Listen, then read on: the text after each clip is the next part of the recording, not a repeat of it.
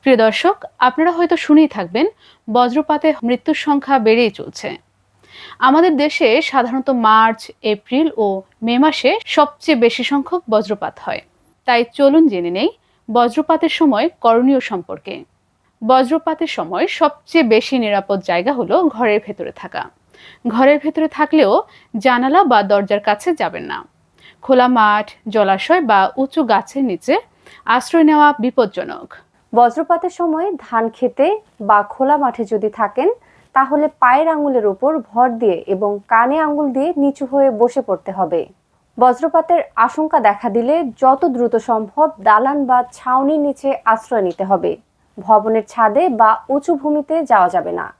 খালি জায়গায় যদি বৈদ্যুতিক খুঁটি, ধাতব পদার্থ বা মোবাইল টাওয়ার থাকে, তাহলে কাছাকাছি যাওয়া যাবে না। বজ্রপাতের সময় ছাউনিবিহীন নৌকায় মাছ ধরতে না যাওয়াই উচিত হবে। সমুদ্রে বা নদীতে থাকলে মাছ ধরা বন্ধ রেখে নৌকার ছাউনির নিচে আশ্রয় নিতে হবে। যদি কেউ গাড়ির ভেতরে থাকেন, তবে গাড়ির ধাতব অংশের সাথে শরীরের সংযোগ রাখা যাবে না।